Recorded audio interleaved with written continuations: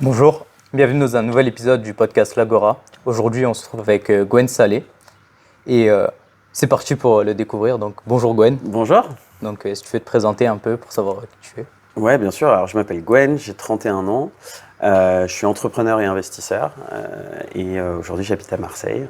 Et écoute, je suis très content d'être avec vous et puis essayer de partager peut-être un petit peu mon parcours et des choses qui peuvent être utiles. Plaisir partagé. Donc, si tu pouvais te présenter un peu, donc tu nous as dit que tu étais entrepreneur. Donc, Ouais. c'est quoi entrepreneur pour toi? Ouais, entrepreneur pour moi, j'ai une longue histoire avec l'entrepreneuriat. Peut-être pour refaire un peu mon parcours. Moi, donc j'ai 31 ans, je suis né en 94. J'ai grandi d'abord en Bretagne. Ok. Et en fait, j'ai déménagé dans le sud de la France à l'âge de 10 ans. Et en fait, pendant mes années lycée, en fait, je suis allé voir un film qui s'appelle The Social Network, Ok. qui était le film sur Facebook à l'époque. Et en fait, pour moi, ça m'a un peu ouvert les yeux sur ce qu'était le monde de l'Internet et un petit peu tous les business models qui pouvaient exister derrière ce monde de l'Internet. Et sur les bancs du lycée, je commençais à essayer de designer des sites web et à essayer de me dire j'ai vraiment envie de monter un business là-dessus. Mes parents me disaient non, tu peux pas, tu n'es pas codeur, tu sais pas coder, tu peux pas lancer des business. Et c'est vrai, je n'étais pas codeur, je savais pas coder, je sais toujours pas coder. Et donc après, à l'âge de 18 ans, je suis parti au Canada pour faire mes études. Là encore parce que je me retrouvais pas forcément dans un parcours, j'avais pas forcément envie d'aller à l'université, pas envie de faire de prépa, pas envie de faire une école de commerce. Et j'ai trouvé à l'époque un partenariat qui existe toujours entre la France et le Québec, qui permet en fait aux étudiants français d'aller étudier dans des grandes institutions canadiennes, vraiment des grosses machines universitaires à l'américaine, Ok. des campus avec 50 000 étudiants, Ah ouais. le foot américain le samedi, tout ce que tu peux imaginer. Et donc je suis parti là-bas faire mes études. J'ai étudié d'abord l'économie, avec toujours un penchant vers l'entrepreneuriat. Et j'ai monté mes premiers projets entrepreneuriaux là-bas. Et voilà, ça s'est construit au fur et à mesure du temps. Et peut-être pour rentrer un peu plus dans le détail, à la fin de ma première année d'études, je suis parti en Chine faire un stage non rémunéré Ok. à Shanghai. Combien de temps? C'était 4 ou 5 mois, je crois. Ah ouais. Et en fait, je suis arrivé dans une boîte un peu folle qui s'appelait Fields China, qui a été rachetée depuis. Et en fait, c'était une boîte, c'était à l'époque où il y avait des problématiques de food safety, des problématiques sanitaires autour de la nourriture en Chine. Et en fait, un gars qui était un sino-américain avait monté ce business-là où ils importaient de la très bonne nourriture d'autres pays. Donc c'était de l'importation de nourriture bio, vraiment de très bonne qualité. Et ils vendaient ça sur Internet à des Chinois aisés ou alors des expats. Et donc c'était en 2013. Et ils faisaient de la livraison à domicile, etc. C'était vraiment les débuts de ce type de business model. Et en fait, moi, je suis arrivé, on était 80 dans la boîte. Donc, c'était déjà une jolie start-up. Ok. Et je suis arrivé pile au moment où ils venaient de lever. Et donc, je suis resté 4 mois et on est passé de 80 à 350 personnes. Ah ouais, pas mal. C'est du scale à la chinoise, ça va très vite. Et voilà, je suis rentré de ce stage-là et je me suis dit, mais l'entrepreneuriat, c'est juste fou. Et j'ai envie de faire que ça. Et donc, j'ai commencé à monter mes projets. Et voilà. Ok. Et quel projet, du coup, tu as monté? C'est ça la question. En fait, je découvrais vraiment tous ces sujets d'entrepreneuriat et j'étais resté sur cette idée je pense que c'était au lancement de Spotify. Et c'était vraiment l'époque des plateformes. On plateformisait à peu près tout et on créait des marketplaces où offre et demande pouvaient se rencontrer. Et en fait, ma sœur, à l'époque, faisait des peintures. Elle était un peu artiste amateur. Et je me suis dit, tiens, c'est intéressant, ce qui existe avec Spotify pour les artistes dans la musique n'existe pas forcément pour les artistes qui font du dessin, de la peinture ou de la sculpture. Et il y a un peu un désamour des nouvelles générations pour l'art. Ok. Ce serait peut-être intéressant d'essayer de créer un projet autour de ça. Et donc, j'ai participé à un Startup Weekend qui était organisé par Google sur mon campus. Et j'avais 19 ans et je revenais de Chine. Et à ma grande surprise, on était 300 entrepreneurs et tout. Et j'ai gagné le truc, quoi. Ah, cool. Et c'est le pire moyen de lancer une boîte. Parce Ok. que tu as travaillé juste 72 heures sur un projet. Tu as une équipe qui est beaucoup trop grande. On était, je crois, 8 dans l'équipe. Ok. Donc 8 cofondateurs. C'était des gens que tu avais choisis ou pas? Même pas trop, en fait. Ah, ok. Ouais. Parce qu'en fait, le principe, c'est tu arrives, tu pitches. Ouais. Et en fait, À 8? Non, en fait, chacun pitch un peu son idée. Ok. Et en fait, il y a une sorte de présélection des idées. et ceux dont l'idée n'a pas été retenue doivent se greffer à d'autres projets. Ok. Et donc, tu choisis pas trop les gens, les profils, tu essayes de trouver des profils un peu complémentaires. Tu cherches des gars un peu tech, des gens un peu design, des gens un peu market. Et puis, tu essayes de monter un truc qui ressemble à quelque chose. Et puis, quand tu as gagné le truc, tout le monde te regarde en disant OK, il faut monter une boîte maintenant. Sauf que tu n'as pas choisi l'équipe. Tu as une sorte de micro-visibilité alors que c'est pas du tout le bon moment parce que tu n'as rien à montrer. Ouais. Donc voilà, c'était les startup week-ends de l'époque. Et donc, on a essayé de faire tourner le truc pendant 6 mois. Mais bon, ça marchait pas, c'était compliqué. Puis moi, il fallait que je fasse mes études en même temps quand même. J'avais des mauvaises notes, donc j'ai toujours eu des mauvaises notes de manière. Et par contre, en 2015, j'étais de retour en Asie où j'étudiais à Taïwan, à Taipei, à National Taiwan University. Et je me suis dit, OK, je vais relancer ce projet-là, mais de la bonne façon. Ça fait 2 ans depuis le Startup Weekend que je me suis beaucoup documenté sur la bonne manière de monter une startup. Ok. Je vais le faire correctement. Et donc depuis Taïwan, j'ai commencé à envoyer des petits messages à des gens que je connaissais ou des amis d'amis au Canada. Et je leur ai dit voilà, je cherche à monter tel projet, chercher des profils complémentaires. Et on a monté une équipe comme ça avec une fille qui était dans mon programme, qui s'appelle Stéphanie, qui était aussi économiste comme moi, donc assez généraliste et qui était assez passionnée par l'idée. Et un gars qui s'appelait Mathieu, qui était pour le coup full stack engineer et qui était en mesure de monter la plateforme. Ok.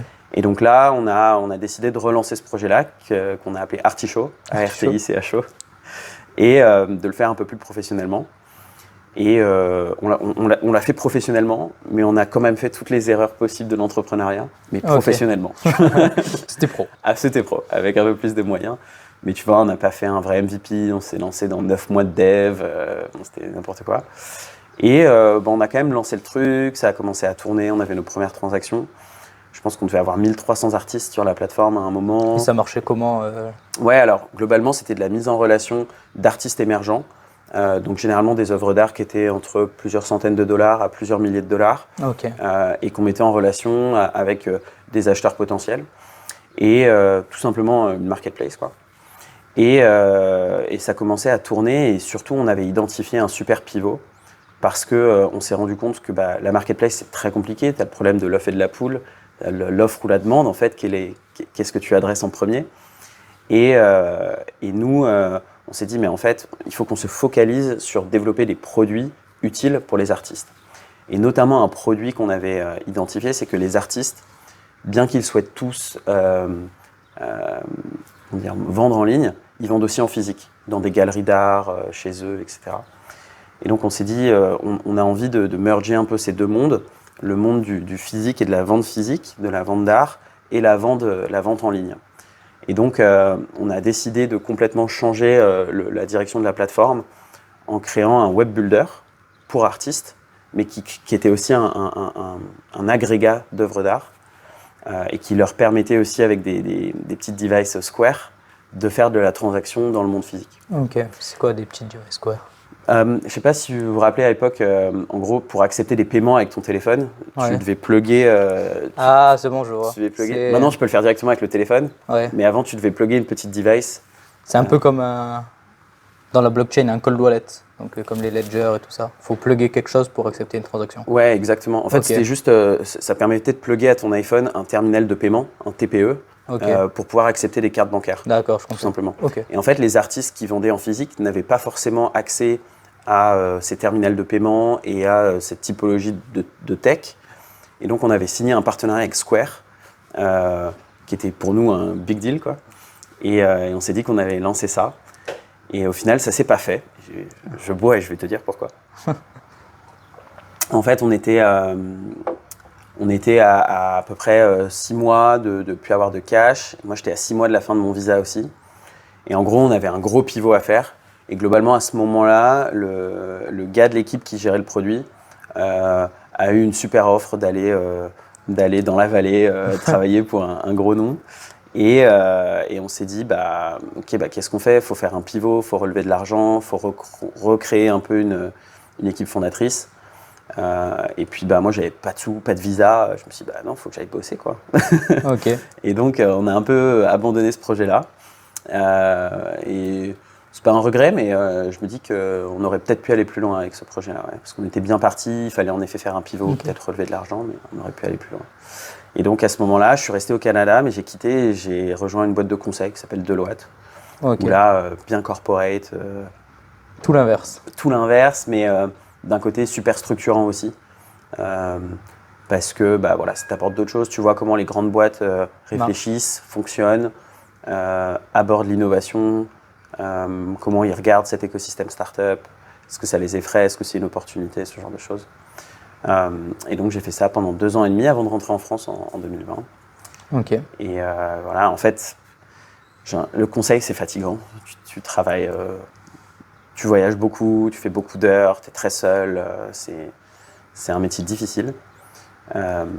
Et moi j'avais cette flamme entrepreneuriale qui continuait à brûler et je me suis dit j'ai envie de me rapprocher de l'écosystème. Et je me rappelle, j'étais à Calgary, allongé derrière un taxi de fatigue. Et j'étais sur LinkedIn, je regardais les offres de job. Et je tombe sur une offre de Station F. Et c'était au tout début de Station F. Station F qui s'est lancée en 2017. Et là, on devait être début 2019. Donc, Station F avait 1 an globalement. Ok. Et un poste pour un petit peu les aider à continuer à structurer les partenariats et à faire grandir le business qui était Station F. Et j'ai tout simplement postulé sur LinkedIn. Je me suis donné sur la lettre de recommandation pour leur expliquer que ce job c'était mon job et que je le voulais vraiment. Et je m'attendais pas forcément à un retour parce que je me suis dit, waouh, Station F, c'était les débuts, il y avait une lumière énorme sur le projet, etc. Et puis super rapidement, 24 heures après, j'ai changé, je crois, avec la RH et avec Roxane directement. Et en gros, on a eu quelques entretiens ensemble et je suis venu à Paris pour les rencontrer. Et on trouvait qu'il y avait un super fit et qu'il y avait quelque chose de sympa à faire ensemble. Et je les ai rejoints 2 mois après. Mais du coup, j'ai déménagé, quoi. Enfin, j'ai quitté, j'ai tout lâché, quoi. Et c'était une transition un peu folle pour moi parce que ça faisait 7 ou 8 ans que j'étais au Canada. Ouais. 7 ou 8 ans, tu construis des trucs quand même. Tu construis ta vie. Ouais, complètement. Et en fait, en 2 mois, carton et Paris, quoi. Ok, retour en France. Retour en France. Et c'était bien, j'étais super heureux. Super heureux d'avoir fait cette expérience au Canada, super heureux d'arriver avec un regard différent dans un écosystème que je connaissais peu. Ça m'a pris un peu de temps de m'adapter, mais c'était super. Et Station F était un projet, et toujours un projet ultra sympa qui a participé à structurer l'écosystème startup français. Et pendant 4 ans, on s'est beaucoup amusé à structurer ça, quoi. Donc, voilà. Je peux continuer. Hein. Vas-y. Je vous ai 2 interrogations. Tu nous as dit que, du coup, tes parents, c'était un peu une pensée limitante pour toi, qui te disait que du coup, tu ne savais pas coder. Est-ce que c'était vraiment une pensée limitante pour toi, tes parents, du coup? Ouais, c'était une pensée limitante. Et puis, en fait, je pense aussi que mes parents ont également été entrepreneurs dans leur carrière. Ils ont fait pas mal de choses dans leur carrière. Mais c'était à une époque où l'entrepreneuriat était, je pense, beaucoup plus difficile qu'aujourd'hui parce que il n'y avait pas les capital risqueurs, il n'y avait pas... voilà, quand tu levais de l'argent pour faire un projet, tu allais voir une banque et tu mettais ta maison en garantie. Et donc, si tu te ratais, c'était plus dangereux. Donc, mes parents ont, dans leur carrière, pu être échaudés 1 ou 2 fois du monde de l'entrepreneuriat. Et donc, ça a créé chez eux forcément je pense, une crainte quand ils voient leurs enfants, peut-être qui s'orientent vers le monde de l'entrepreneuriat. Ils ont pu être, eux, un peu échaudés dans leur carrière par des aventures entrepreneuriales. Et donc, je pense que c'est le rôle de parents d'être plus dans la sécurité et de dire attention, vous êtes sûr que vous voulez faire ça, c'est risqué. Okay. Donc, forcément, beaucoup plus averse au risque quand c'est tes enfants qui le font. Donc, ça a été une pensée limitante, mais je pense aussi que c'est le genre de pensée dont tu peux te servir comme fuel en te disant maintenant je vais te prouver que c'est possible en fait. Et moi je pense que ça a été le cas. Après à refaire, je pense que je les aurais écoutés et j'aurais appris à coder. Ok. Parce que je pense que ça reste la base de l'entrepreneuriat tech, c'est de comprendre le produit. Et de tout type d'entrepreneuriat d'ailleurs. Si tu comprends ce que tu vends et que tu sais en parler et que tu sais comment il est construit, tu seras forcément meilleur, même si tu n'as pas forcément les mains dans le produit, tu seras forcément meilleur à le vendre et à développer le business, c'est sûr. Ok. Et du coup, tu nous as un peu expliqué, du coup ça t'a servi de fuel. Et comment t'as fait, c'est quoi qui t'a fait passer au-dessus de ça? Qui t'a fait te dire, ils ont tort et moi j'ai raison? Ouais, je pense pas que ça a été un switch comme ça, de dire ils ont tort, moi j'ai raison. Ok. Je pense pas que j'ai eu raison au final non plus. Non, je pense que c'était plutôt écouter la petite voix en moi qui me disait c'est ça que j'ai envie de faire, c'est ça que j'ai envie de faire. En fait, je pense que l'être humain a parfois des intuitions, que ce soit des passions, des jobs, des amitiés ou autres. Dans la vie, on a tous des intuitions et il faut développer cette qualité à les écouter. En fait, parfois, tu vois, tu as une intuition de quelque chose et puis tu la post-rationalises et tu viens la polluer en fait de tout ton savoir et de tout ce que te dit ton environnement et ton écosystème et tu la rationalises et il faut écouter son intuition. Ok. Beaucoup plus souvent. Ok. Et du coup, après Artichaut, tu as fait quoi? Ouais, donc Tu as fait Station F et après j'ai fait Station F. Deloitte avant. Ah oui, Deloitte, pardon. Je me suis un peu perdu du coup. Artichaut, Deloitte, Ouais. Station F Ouais. et après. Et après, donc, écoute, ça faisait 3 ans et demi ou 4 ans que j'étais à Station F. Projet ultra cool où j'ai eu que du plaisir pendant 3-4 ans. Tu faisais quoi là-bas? Ouais, alors j'ai fait 2 choses. Dans un premier temps, en fait, je suis arrivé pour structurer tout un environnement de service dédié aux entrepreneurs. En fait, tous les entrepreneurs, donc c'est 1000 startups à Station F. Tous les entrepreneurs, en fait, ont accès à des ressources, que ce soit ce qu'on appelle des perks, donc c'est des discounts qu'on offrait aux entrepreneurs. Tu vas payer ton cloud moins cher, tu vas payer ton Notion moins cher, tu vas payer ton Airtable moins cher. Et donc nous, en fait, on générait tous ces deals-là avec ces entreprises et ces marques.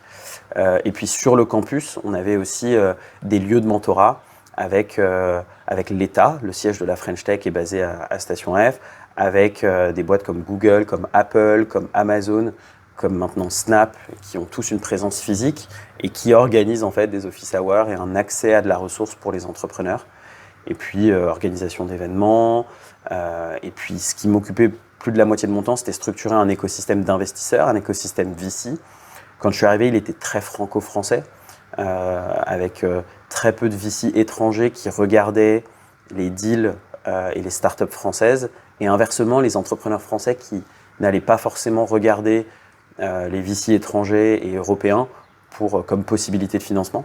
Et donc, on a créé toute une communauté de plus de 300 fonds assez active, et tous les mois, on leur envoyait du deal flow et on créait finalement des mises en relation assez qualifiées entre, je parle au passé, mais c'est encore le cas aujourd'hui, entre des VC et des startups de Station F. Et je ne me rappelle plus forcément des chiffres, mais je vois toujours passer les updates. Les boîtes de Station F lèvent environ entre 50 et 100 millions d'euros par mois, quoi. C'est énorme. Ah, c'est énorme. Donc, que ce soit les boîtes actuelles ou les alumni, je dirais les alumni de Station F qui sont, je ne sais pas combien de licornes sont passés par Station F, mais il y en a eu 2-3 quand même. Donc voilà, j'ai fait ça. Et puis ensuite, j'ai pris une autre casquette un peu plus partenariale, où l'objectif c'était de créer des nouveaux accélérateurs. Parce que Station F est structuré en programmes, avec une 30aine de programmes. Tu vas avoir un tiers d'écoles, comme HEC, EDEC, j'en oublie plein, mais voilà, tu as des grandes écoles qui ont leur programme à Station F. Tu vas avoir des institutions entrepreneuriales, comme Entrepreneur First, il y en a plein d'autres, et des corpos comme LVMH, Facebook, maintenant Meta, L'Oréal, etc., qui ont leur programme à Station F. Et donc, nous, notre sujet, c'était de un petit peu décider la typologie des programmes et les thèmes qu'on souhaitait aborder. Tu me parlais tout à l'heure en off de crypto. Moi aussi, je commençais à beaucoup m'intéresser au crypto et je me suis mis en tête de lancer un programme crypto. Et donc, j'ai rencontré les équipes de Binance France qui se structuraient. J'ai rencontré Cizid, à l'époque, c'était le patron. Et on a décidé de monter le premier programme crypto de Binance dans le monde, basé à Station F, programme Binance, qui existe maintenant depuis 2-3 ans, je pense. Et donc voilà, c'était ça le job. Et je me suis éclaté. Et puis après, Station F est un projet ultra optimisé qui tourne bien. Et moi, j'avais des velléités. J'avais déjà été approché 1 ou 2 fois par d'autres projets en France ou à l'étranger. Et J'étais bien à Station F et il y a eu ce projet porté par la CMA-CGM qui s'appelle The Box, qui a été créé en 2018. J'avais été approché une première fois en 2021, je crois, 2022, je sais plus, 2021. C'était pas le bon moment, ni pour eux ni pour moi. Et ils sont revenus 1 an après. Et là, c'était un petit peu plus intéressant parce que ils avaient d'autres ambitions. Ils voulaient vraiment croître en termes de taille, ils voulaient monter un fonds. Et je me suis dit, ok, c'est un projet un peu plus pour moi. Et donc, j'ai rejoint la CMA en 2022 pour participer à l'expansion de The Box. Et aujourd'hui, c'est 6 programmes dans le monde. C'est un fonds de précide très actif. Et ça tourne super bien. Et je les ai accompagnés pendant 2 ans. Et avant de voler de mes propres ailes et de faire autre chose. Ok. Voilà. Et est-ce que les incubateurs comme du coup Station F, The Box, ils sont rentables? Non, alors c'est ça qui est très compliqué aussi. Il y a quasiment autant de modèles qu'il y a de structures. Okay. Et en fait, quand tu regardes un accélérateur ou un incubateur, ce qui est très important, c'est de regarder pourquoi il existe et qui le finance. Quand tu vas avoir des sociétés spécialisées comme Plug and Play, Y Combinator, etc., ils sont brandés comme des accélérateurs, mais en fait, c'est des fonds d'investissement. Okay. Et donc, ils ont des economics de fonds d'investissement où ils investissent dans un grand nombre de startups et eux se financent par les retours sur le capital des boîtes qui grandissent et de la liquidité qu'ils arrivent à générer en revendant leurs parts. Après, tu vas avoir d'autres modèles. Tu vas avoir, par exemple, Station F, qui est un play un petit peu plus immobilier, qui a pour objectif d'être à l'équilibre. Et qui est quasi philanthropique au final, de la part de Xavier Niel. Et puis après, tu vas avoir des accélérateurs portés par des corpos. Et là, leur objectif est un petit peu différent.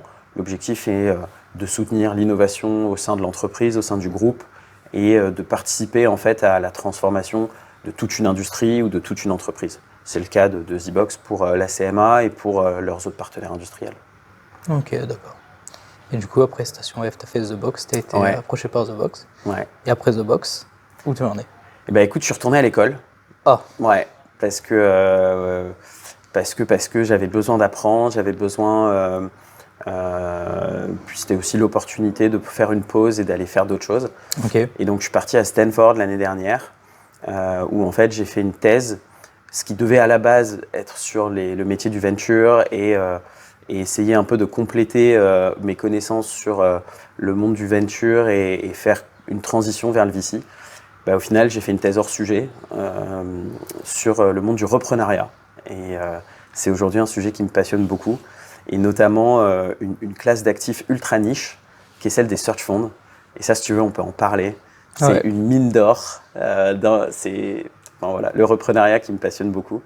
Et en fait, aujourd'hui, je fais 3 choses. Je suis donc entrepreneur, une boîte que j'ai montée avec mon épouse qui s'appelle Maison de Julia, qui est une boîte de boissons, parce qu'on voulait monter, elle travaille aussi dans la tech, et on voulait monter quelque chose de non-tech, complètement tangible, pas une ligne de code, et passer notre temps à avoir des vraies galères d'entrepreneurs non-tech, avec des problématiques logistiques, de sourcing, de ligne de production, de casse, le vrai entrepreneuriat, quoi. Ouais. Et donc, on s'amuse beaucoup avec ce projet-là. Et puis ensuite, je monte un fonds d'investissement dans le maritime avec un armateur du sud de la France. Et je m'intéresse beaucoup au sujet du reprenariat, avec peut-être aussi l'idée de monter un fonds d'investissement sur le sujet. Ok. Voilà. Du coup, le reprenariat, c'est quoi? C'est juste reprendre une entreprise? Ouais, en fait, le reprenariat part de plusieurs constats. Le premier constat, il est démographique. C'est-à-dire qu'en France, aujourd'hui, on a une transition générationnelle qui est en train de se passer avec les baby-boomers qui partent à la retraite à un taux croissant. Et jusqu'en 2030, le taux va continuer à croître. Et il y a énormément de PME en France aujourd'hui qui ont été fondées et qui sont dirigées aujourd'hui par ces boomers. Et c'est baby boomer, parce que boomer, ça peut avoir une connotation négative, mais non, c'est baby boomer. Et beaucoup d'entre eux n'ont pas de plan de transition, parce qu'ils n'ont pas d'enfants, ou ils ont des enfants, mais qui ne sont pas forcément intéressés dans le business familial. Il peut y avoir énormément de raisons pour lesquelles il y a des problématiques de transmission. Et donc voilà, il y en a tout ce tissu économique de PME, dont un grand nombre d'entre elles sont sont super, qui n'ont pas forcément de repreneurs. Et ça, c'est l'offre. Et de l'autre côté, tu as la demande, c'est-à-dire que tu as toute une nouvelle génération de gens comme toi et moi qui sont passionnés, adorent l'entrepreneuriat, adoreraient avoir une entreprise et être les patrons de leur propre entreprise, ont développé une expertise parce qu'ils travaillent depuis plusieurs années dans telle ou telle industrie, mais n'ont pas le profil entrepreneur traditionnel. Ils n'ont pas le profil de faire le 0 à 1. Parce que monter une boîte en partant de 0, c'est très très compliqué. Par contre, ils ont le profil de gens qui peuvent prendre une boîte à 1 et la faire grandir jusqu'à 10. Et donc l'idée, c'est tout simplement de dire, on a une offre et on a une demande, et comment est-ce qu'on facilite finalement la reprise d'entreprise dans notre pays, et pas juste dans notre pays, mais partout en Europe. Aussi dans un contexte un peu plus macroéconomique et géopolitique. On est dans un contexte de réindustrialisation, de souveraineté, et on essaie de protéger finalement la force productive qu'on peut avoir sur notre territoire. Et donc l'idée, c'est de dire on a une offre, on a une demande, on a un contexte ultra positif. Et donc comment est-ce qu'on crée un écosystème vertueux, comme ce qu'on a pu créer pour les entrepreneurs qui font le 0 à 1, avec des ressources, du financement, du savoir, de la médiatisation. Comment est-ce qu'on crée ça pour les repreneurs qui font le 1 à 10 ? Donc c'est aujourd'hui un sujet qui me passionne, sur lequel j'ai écrit une thèse. Et il y a un vrai écosystème qui est en train de se créer en France, avec des repreneurs. Il y a un gars qui a repris, alors j'ai plus son nom, il s'appelle Cédric, qui a repris Tupperware. Je sais pas si. Oui, je connais la marque d'emballage. Exactement. Et il a créé très récemment une association qui s'appelle France Reprise pour justement faciliter les transitions.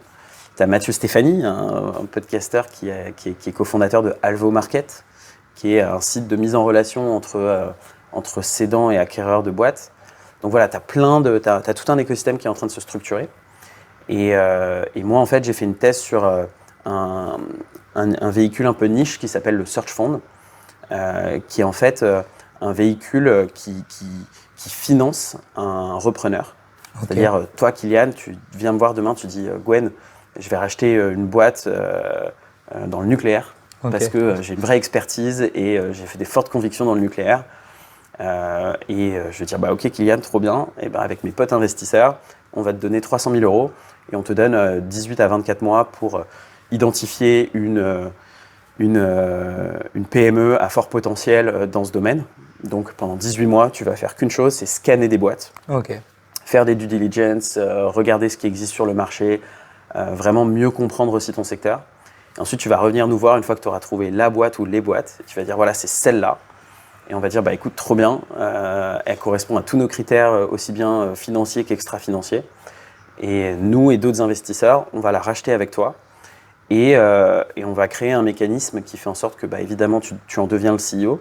Mais surtout, au fur et à mesure des années, un certain pourcentage des parts te reviendront. Un petit peu comme un processus de vesting traditionnel en start-up. Et tu deviens CEO et finalement copropriétaire de cette boîte-là. Et en fait, c'est une classe d'actifs ultra niche qui a été créée à Stanford dans les années 80 et qui commence à s'imposer de plus en plus aux États-Unis et en Europe, un peu en Espagne. Et qui est un super véhicule pour favoriser la reprise d'entreprise au final. Donc voilà, je pense qu'après 10 ans de Startup Nation, je pense qu'on va voir émerger l'ère de la reprise. Et comment tu l'as découvert, la reprise d'entreprise ? C'est une super bonne question. Je pense que c'est mon frère qui m'en a parlé, parce qu'il a fait un MBA à l'INSEAD, à Singapour. Et il m'a dit, Gwen, je sais que tu regardes un peu les sujets de private equity, etc. Écoute, j'ai plein de potes qui se lancent dans des trucs qui s'appellent les search funds. Regarde ce que c'est, ça peut être intéressant. Et je suis rentré là-dedans, j'ai parlé à plein de gars et je me suis dit qu'il y avait un vrai écosystème. Mais ça reste ultra niche. Je suis allé à la plus grande conférence européenne des search funds qui se déroule à Barcelone. Il y avait 500 personnes, tout cassé. Et il y avait toute l'Europe qui était là, quoi. C'est tout petit. Petit. Donc non, vous entendrez parler du reprenariat. Tu nous as fait une différence entre Ventures et VC, si je ne me trompe pas. Non, c'est la même chose. C'est la même chose. Ouais, en gros, c'est galvaudé tous ces termes, mais en gros, tout ça, c'est finalement du private equity, en fait. C'est de l'achat de d'entreprises ou de la participation dans des entreprises non cotées. Et ensuite, généralement, quand on parle de VC, aujourd'hui, on parle aussi de l'écosystème startup, de la méthodologie, d'un modèle économique. Donc, ouais. Ok. Et pourquoi, du coup, tu fais du VC, du venture, du search fund? Pourquoi tu investis dans les gens, finalement, c'est ça? Ouais, en fait, je pense que c'est une très très bonne question. Et ça en revient plus un peu à mes propres convictions. Mais je pense que j'ai été toujours très attiré par l'entrepreneuriat. J'ai été entrepreneur avant, je suis entrepreneur encore aujourd'hui. Mais je pense que ça prend un certain... Pour faire des licornes et pour faire les gros projets entrepreneuriaux, start-up que l'écosystème met sur un piédestal, ça demande une typologie de fondateurs très spécifique. Ok.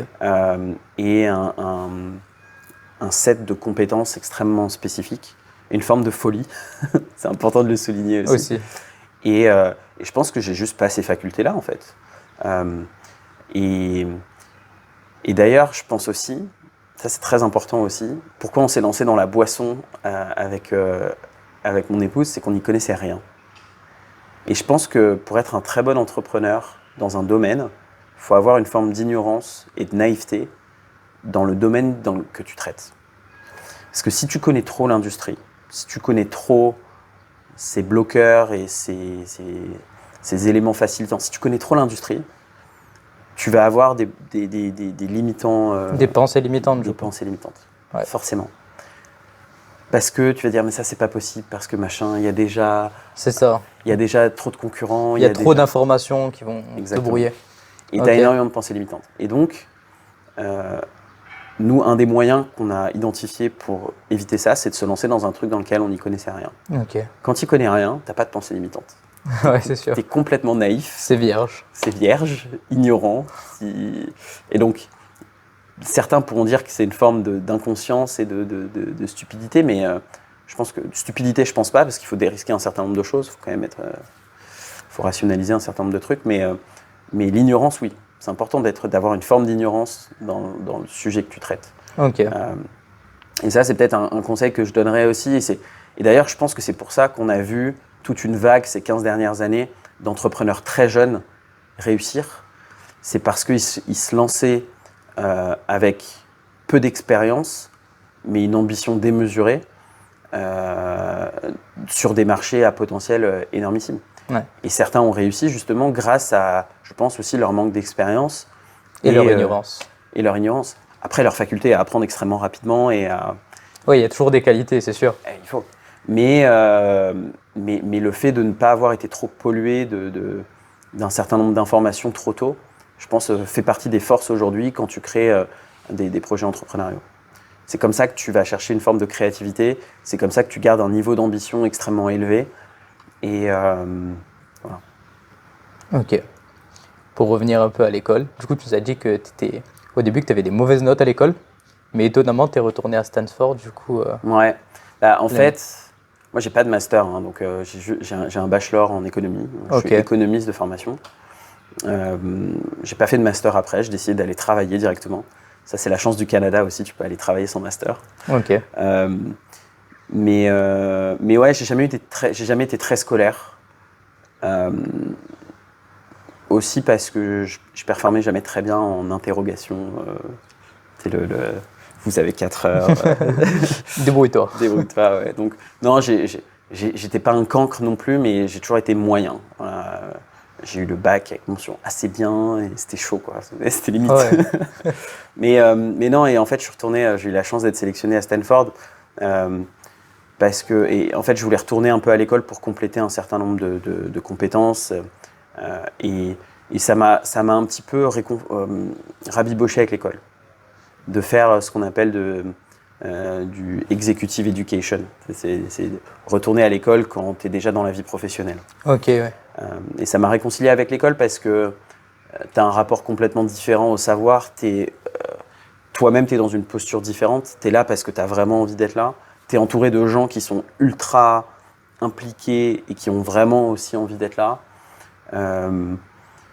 les profs, c'est pas des profs en fait, c'est des collègues sachants, donc leur posture est comme ça. Et donc non, c'était très intense, mais ça m'a vraiment rabiboché avec l'école. Ouais. Ok. Donc je conseille à tout le monde, je pense qu'aujourd'hui, tu peux suivre énormément de formations en ligne, tu peux suivre, voilà, faut continuer à apprendre tout au long de sa carrière, que ce soit dans des universités traditionnelles, à l'école, sur Internet, par soi-même. Mais il y a quand même une force, je trouve, tu vois, à Stanford, il y avait une grosse partie en ligne, mais une grosse partie en physique aussi, qui est une sorte de bootcamp de 15 jours sur place, ultra intense. Et ça reste une très très bonne méthode. Suivre que des cours en ligne, je suis pas sûr que ça te permette d'apprendre aussi bien. Ok. Et du coup, tu nous disais que tu étais entrepreneur. Après, du coup, The Box, tu es parti créer ton entreprise, qui est Maison de Julia. Ouais. Si tu pouvais un peu nous raconter. Ouais, bah c'est un projet un peu fou et très très organique, c'est-à-dire que tout est parti d'un besoin. C'est mon épouse Julia qui a pensé à ce projet. En fait, s'étant installé dans le sud en 2022, on prenait pas mal l'apéro. Ouais. Et on se disait, voilà, on ouvre des bouteilles de rosé un peu trop souvent, et on se disait ce serait cool qu'il y ait une alternative sans alcool, agréable, qui capture un peu l'essence de la Méditerranée, peu sucrée, et qu'on prend plaisir à boire du lundi au vendredi, ou même le week-end. Et on a commencé à regarder un peu ce qui existait, et on ne trouvait pas. Et en fait, en creusant le truc, on s'est rendu compte qu'il y avait vraiment l'émergence d'un marché du sans-alcool, et notamment du sans-alcool premium, où les gens cherchent des alternatives de qualité, avec un artisanat, avec un savoir-faire. Et on s'est dit, il y a vraiment quelque chose à faire. Et donc on s'est inspiré de pas mal de boîtes, on a fait plus de 6 mois de recherche, on a goûté plein de choses. Il y a la tendance du vin désalcoolisé, il y a la tendance des bières sans alcool, des spiritueux sans alcool. Et ça nous a beaucoup inspiré. Et nous, on s'est dit qu'on allait créer quelque chose d'un peu différent. On n'essaye pas de se rapprocher gustativement d'un vin, d'un champagne ou d'un spiritueux. On a voulu faire quelque chose d'assez unique qui capture l'essence de la Méditerranée. Et donc, on a créé Maison de Julia, qui est à base de raisins blancs, feuilles de figuier qui viennent de Corse et de lavande. Et donc, on travaille ces 20% de raisins sous forme de jus et de verjus. Est-ce que tu connais le verjus ? Non, c'est quoi ? Alors, le verjus, c'est du jus de raisin jeune qui était très populaire au Moyen-Âge, dans la cuisine française et dans la mixologie, et qui a un petit peu été abandonné au fur et à mesure des années parce qu'on a vu l'émergence de l'arrivée des agrumes, du citron, et donc on arrivait à aller chercher de l'acidité avec les agrumes. Et donc on a arrêté d'utiliser le raisin comme une forme d'acidité. Okay. Et le verjus fait un comeback. Et donc en fait c'est du raisin jeune qu'on vient récolter plutôt au mois de juin-juillet, donc plutôt dans la saison. Le raisin pour le vin, globalement, c'est récolté au mois de août-septembre. Okay. Donc on vient le récolter 1 ou 2 mois avant, et donc il sera plus acide. Donc on utilise du verjus, du jus de raisin traditionnel, et ensuite notre vrai savoir-faire, il est autour des infusions. Donc on infuse de manière dynamique, c'est une méthode très spécifique, des feuilles de figuier corse. Et alors, corse, c'est très important. Pourquoi ? Elles ont un profil organoleptique très spécifique. En fait, quand tu fais du sans-alcool, c'est très dur d'aller chercher de la rondeur et de la longueur dans ton produit, tout simplement parce que tu n'as pas la colonne vertébrale de l'alcool. Et donc, on cherchait des ingrédients, on a fait plus de 6 mois de tests avec des mixologues, avec des sommeliers, pour trouver quelque chose qui apportait de la rondeur et de la longueur.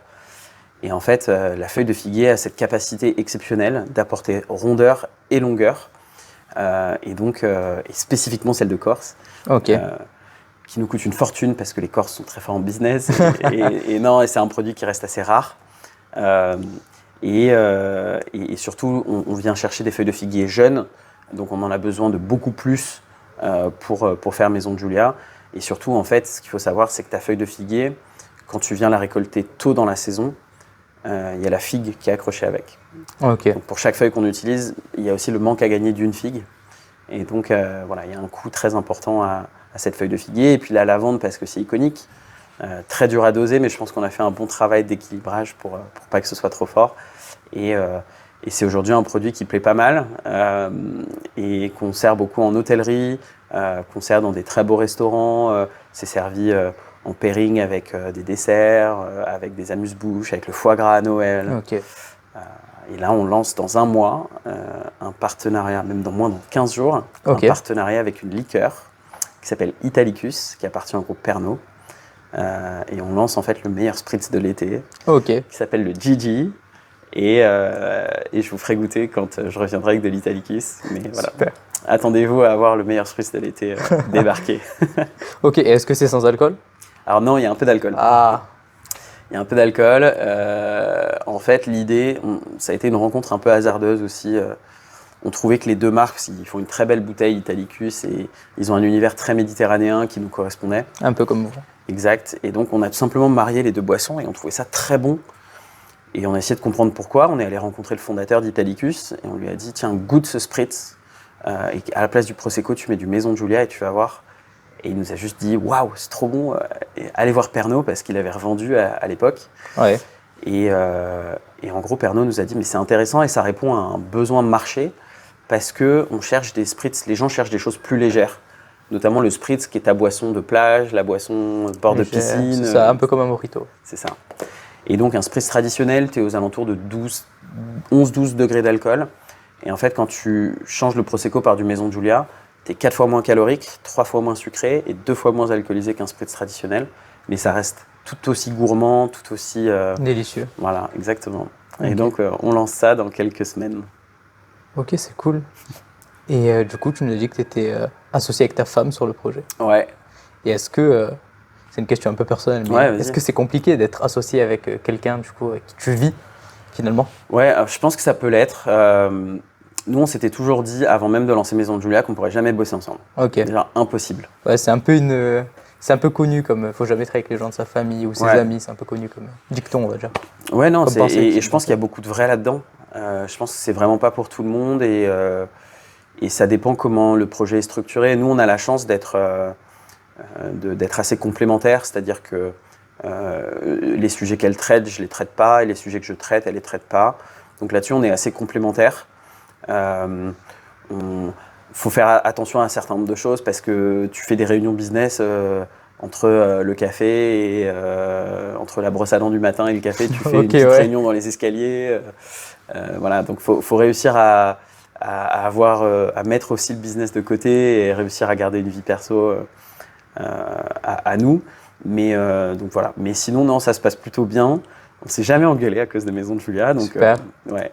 Mais c'est bien parce que ça te force en fait à aussi ne pas être trop émotionnel en fait à faire la différence entre on parle business c'est la vie perso. et c'est la vie perso et donc forcément les deux s'entremêlent et c'est des vases communicants mais non franchement ça se passe trop bien mais c'est vrai que je le recommande pas à tout le monde. Ok. Je pense que pour certaines personnes ça peut être très compliqué voire impossible et je pense que ça peut vraiment casser des couples, des familles.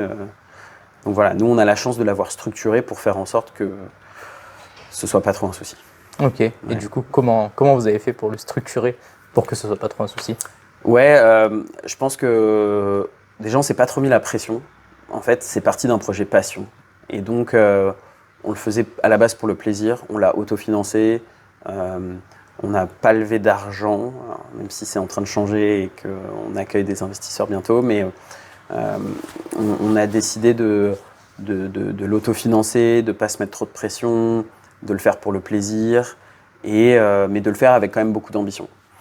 Et le fait que ça se soit fait comme ça, je pense que ça a aussi participé au fait qu'il n'y avait pas de moment où on devait faire des choix de vie ou de mort qui pouvaient générer énormément de pression.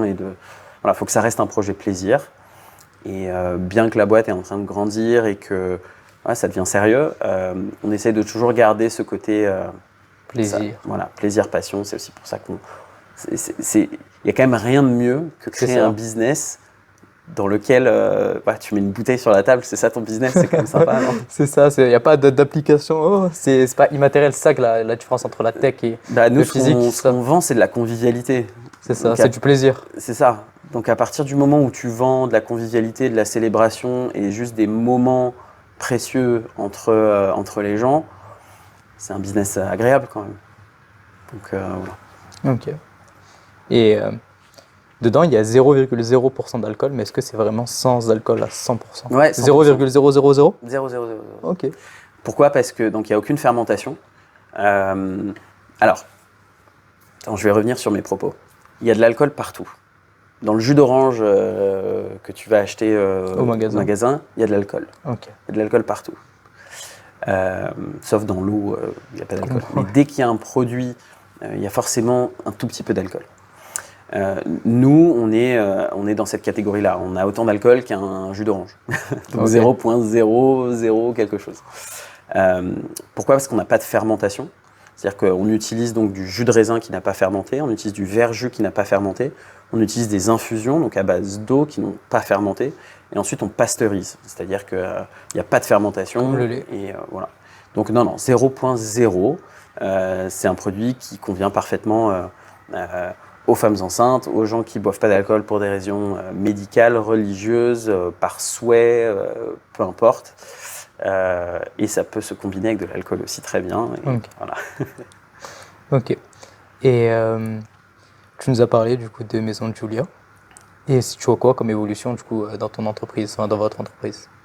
Ouais, bah, c'est vrai qu'on a créé ça à la base en bootstrappant le business. Donc, on a financé une première production de 5000 bouteilles.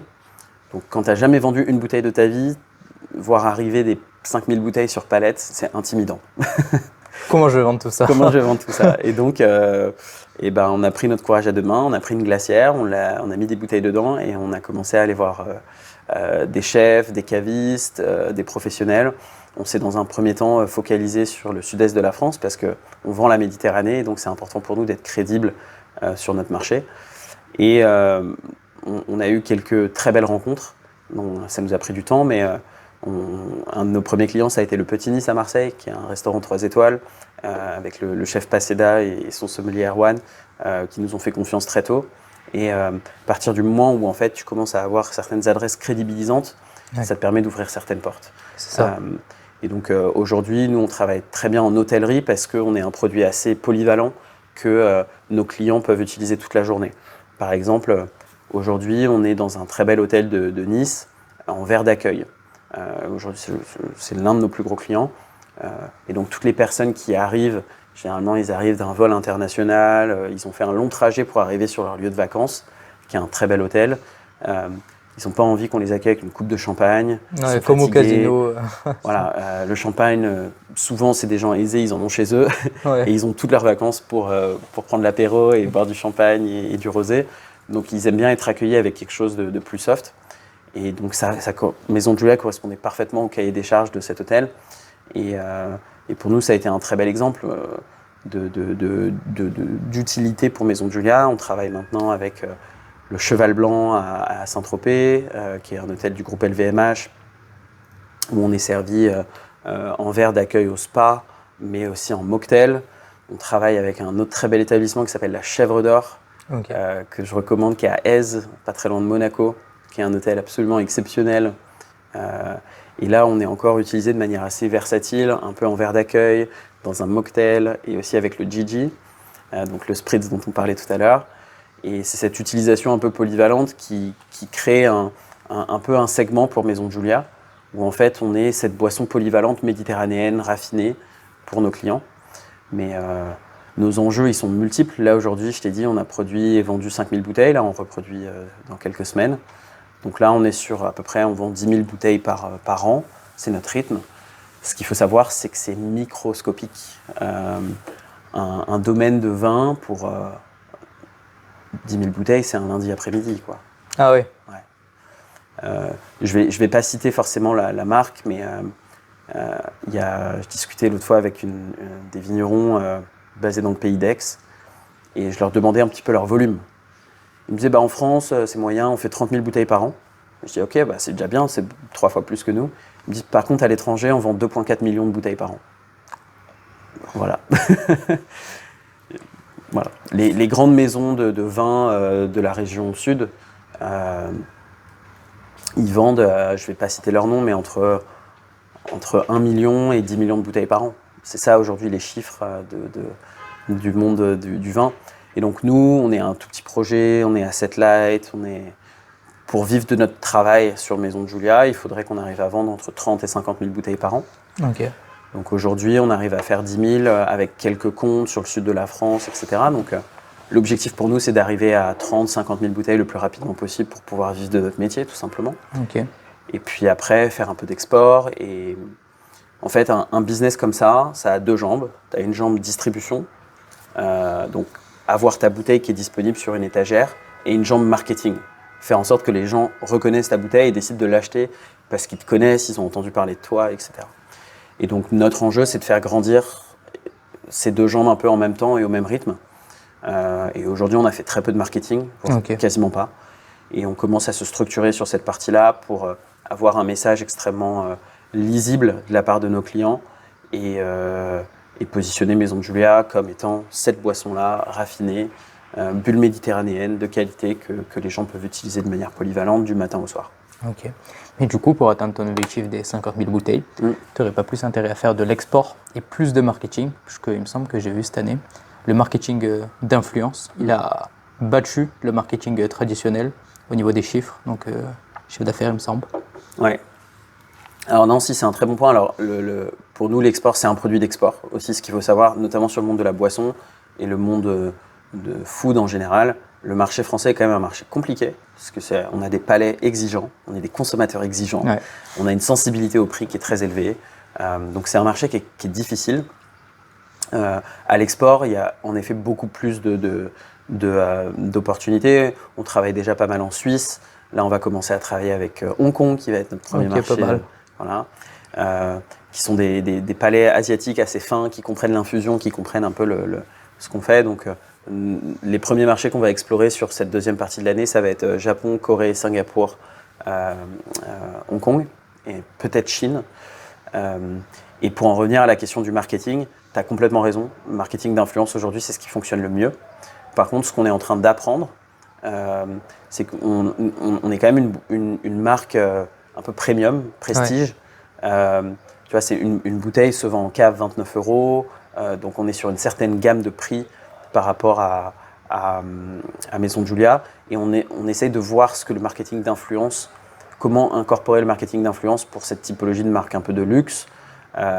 C'est moins simple parce que tu peux pas faire du UGC traditionnel. C'est ça. C'est pas pour tout le monde, ça va pas être forcément sur... Tu vas pas faire des micro-trottoirs comme tu peux le faire avec d'autres marques. Ça va pas vraiment être la cible populaire entre parenthèses, quoi. Oui, et puis il faut trouver les influenceurs qui ont la bonne audience, c'est ça le problème. La bonne audience, les bons messages, et je pense surtout que... pour des boissons comme ça, faut... Oui, et puis je pense aussi qu'on n'est peut-être aussi pas prêt, c'est-à-dire qu'on est en train nous-mêmes de clarifier nos messages. Tu vois, je pense que en fait, il y a une marque qui s'appelle French Bloom, qui est aujourd'hui le leader de notre segment, qui fait à peu près 500 000 bouteilles par an, qui vient d'être acheté par LVMH en partie. Et eux, typiquement, aujourd'hui, ils ont décuplé les budgets marketing très récemment avec l'entrée de LVMH et ils font un travail exceptionnel. Et nous, on adore leur travail et on aime beaucoup ce qu'ils font. Et ils nous ouvrent un peu aussi la voie parce qu'on est sur un segment qui est très nouveau. Le sans-alcool, ça reste un monde un peu nébuleux, tout petit, que les gens ne connaissent pas trop. Et donc, avoir un leader de marché, ça nous aide beaucoup. Mais ouais, je rejoins ton commentaire. Le marketing d'influence, aujourd'hui, il n'y a que ça de vrai. Et on essaie de trouver les bons moyens pour le faire parce que quand tu es une petite marque bootstrappée, autofinancée, tout marketing te coûte cher. Ouais, c'est ça. Et en surtout fait, celui d'influence. Ouais, et puis tu as peur du manque de retombées. Et puis tu as aussi t'as des budgets minimaux pour avoir un certain impact. Et on attend d'avoir un peu cette taille critique qui nous permette de dire ok, on accélère. Mais pour ça, on veut le bon message et on veut. Voilà. Ok. Et du coup, vu que c'est un peu cher le marketing d'influence, surtout quand tu es autofinancé, tu nous as dit que tu étais en passe du coup d'être financé, il me semble. Du coup, est-ce que tu pouvais nous en dire plus? Ouais, alors c'est en cours. Alors il y a une partie qui est publique. On intègre un lieu qui s'appelle Villa Blue, qui est une forme d'accélérateur en fait qui a été monté par une ETI du sud de la France qu'il faut absolument connaître. C'est une ETI, c'est quoi? Une ETI, c'est une boîte intermédiaire. Okay. J'ai plus les chiffres, mais en gros, tu as PME, ETI, grand groupe. Ok. Donc là, c'est une ETI, tu vois, ils font, j'ai plus leurs chiffres, je sais pas, oui, c'est une boîte qui est cotée, donc je pense que leurs chiffres sont publics, mais je pense qu'ils font aux alentours d'1 milliard de chiffre d'affaires. Ah ouais. C'est une boîte basée à Grasse, qui s'appelle Robertet. C'est des leaders du naturel, donc c'est les leaders des ingrédients. C'est-à-dire que dans tout ce que tu consommes, que ce soit ton paquet d'Oreo ou ton Chanel numéro 5, dedans, alors je sais même pas s'ils travaillent avec Chanel numéro 5 et Oreo, hein, j'en sais rien, c'est un exemple. Mais dedans, tu as des arômes, tu as des actifs, et en fait, eux, c'est les leaders mondiaux du naturel. C'est une boîte qui compte 3500 employés, qui est possédée encore en majorité par une famille basée à Grasse, qui est très peu connue et qui pourtant est derrière des succès commerciaux immenses, des boissons énergisantes qu'on connaît bien, des sodas qu'on connaît très bien, des parfums qu'on connaît très bien. Et en fait, ces gens-là s'approvisionnent chez Robertet, qui emploie indirectement 300 000 agriculteurs dans le monde. Du petit agriculteur au Brésil qui fait pousser du maté à la rose ultime qui pousse qu'en Himalaya une semaine de l'année, etc. Ils ont un savoir-faire de sourcing de produits qui est exceptionnel. Et donc, on a trouvé chez eux et en discutant avec eux en fait un ADN commun énorme et surtout un vrai savoir-faire de leur côté d'un point de vue produit. Et ils comprennent l'histoire qu'on souhaite raconter, ils comprennent le segment sur lequel on essaye de structurer quelque chose. Et donc, voilà, ils rejoignent notre aventure avec un peu de moyens aussi. Et ce sera peut-être l'occasion pour nous de structurer un tour d'investissement un peu plus large pour faire grandir Maison de Julien. Ok. Et comment ça marche si par exemple, demain, toi, Gwen, tu viens me voir et tu me demandes de l'argent pour Maison de Julia, comment tu fais? Tu veux dire comment je te pitch ou comment... Ouais, c'est ça. Comment tu me pitches? Comment tu fais pour me convaincre ou comment tu fais pour trouver des investisseurs d'abord? Parce qu'il faut trouver des investisseurs avant de les pitcher. Bien sûr, là, je remets plutôt ma casquette de VC, mais ça va dépendre de ton stade de maturité. Okay. Parce que en fait, tu racontes pas la même histoire selon déjà l'investisseur que tu as en face de toi et ta phase de maturité. C'est quoi les phases de maturité? Globalement, si tu es une boîte très jeune, tu en es au stade de l'idée où tu as peut-être un prototype, tu vas plutôt aller chercher une typologie d'investisseurs type business angel, donc des gens qui ont de l'argent à investir dans des projets. Parfois, tu vas aller voir ta famille, des amis. La love money. Voilà, la love money. Et donc là, ce que tu vas pitcher, évidemment, tu vas pitcher ton marché, tu vas pitcher ton produit, etc. Mais il y a un côté beaucoup plus émotionnel à la vision que tu apportes au projet. Donc, les gens, ils investissent globalement pas sur ton business, ils investissent dans toi. Ouais. Et à ce stade de maturité, ce qui est important, c'est de vendre ton histoire et celle que tu vas écrire. Donc, tu te vends surtout toi en tant qu'entrepreneur. Et puis après, si ton business grandit, là, c'est plus l'entrepreneur que tu vends, mais ça commence à être tes résultats. Donc, quel produit est-ce que tu as fourni? Qui l'a acheté? Quelle est la taille de ton marché cible? Comment est-ce que tu comptes aller chercher tes clients? Quelle est ta trajectoire de croissance? Quels sont les produits supplémentaires que tu vas lancer, etc. Et donc, plus tu grandis en termes de maturité, plus ce que tu vas vendre à ton investisseur va être concret, chiffré et tu peux pas mentir. Ouais, ça te donne envie, quoi. Ça donne plus envie que ta personne, forcément. Donc, quelque part, tu pourras demander plus de fonds quand tu vas avoir des chiffres concrets qu'avant, à la phase où on investit juste en toi. Ouais, et puis je pense que c'est important et je pense que l'écosystème le fait très bien, mais il faut aussi déconstruire un peu la levée de fonds. Okay. Pour moi, la levée de fonds, en fait, c'est plus une conséquence qu'un objectif. C'est aussi pour ça qu'on a voulu bootstrapper dans un premier temps Maison de Julia, parce qu'on était en mesure de le faire. Et que l'investissement nécessaire pour monter une marque comme ça n'est pas si immense que ça demande surtout du temps. Mais j'ai perdu ce que je voulais raconter. Mais non, ce que je voulais dire, c'est que... Qu'est-ce que je racontais? Que l'investissement nécessaire, c'était principalement le temps. Oui, exactement, j'ai retrouvé. Non, mais ce que tu vas vendre en fait à ton investisseur, c'est une vision, mais en fait, il faut lever de l'argent quand on a besoin. Et aujourd'hui, en fait, on a un peu glorifié ces 15 dernières années la levée de fonds comme étant... C'était un trophée un peu. Un peu un trophée, une étape obligatoire. Ouais. Mais on n'a pas assez communiqué sur la contrainte qu'elle générait pour l'entrepreneur, l'entreprise. Un investisseur professionnel, il investit sur une courbe de croissance et sur des profits futurs. Lui, c'est ça qu'il souhaite. Il veut juste son ROI. Exactement. Et donc, quand on a un investisseur en face de nous, c'est essentiel de comprendre quelle est son équation économique à lui. Un VC traditionnel, il lève, je vais schématiser, hein, il lève 100 millions d'euros auprès d'autres investisseurs. Il est lui-même entrepreneur. Il a levé 100 millions d'euros auprès d'autres investisseurs. Et il a dit à ses investisseurs, donnez-moi 10 ans et je vous rends x2, x3, x4 votre argent. Pour réussir à faire ça, il va prendre ses 100 millions d'euros. Pour schématiser, on va dire qu'il va l'investir dans 100 projets. Et en tant que venture capitaliste qui investit dans de la tech ou dans des projets risqués, il va considérer que 90 de ces projets vont aller au tapis, vont lui rapporter 0. Et que 5 ou 10 de ces projets vont lui rapporter 100 millions, plus son x2, x3. Ouais. Donc plutôt 300 millions que 100 millions. Donc en ayant investi 10 millions d'euros, il doit retourner 300 millions d'euros. C'est un peu ça son équation. Donc pour retourner 300 millions d'euros à partir de 10 millions d'euros, il faut que ces projets-là, ils aient une courbe de croissance exponentielle. Et donc, ils vont investir surtout dans des projets qui ont cette faculté à pouvoir faire un x100 en 5 à 7 ans. Ok. Pourquoi je dis ça? C'est que tu as des typologies de projets, notamment la tech, qui correspondent à ces profils de retour sur investissement. Quand tu vends des boissons, faire un x100 en 7 ans, c'est plus compliqué. La courbe, elle va plus être douce. Voilà. Peut-être faire x2 l'année prochaine et x3 l'année suivante. Et, voilà.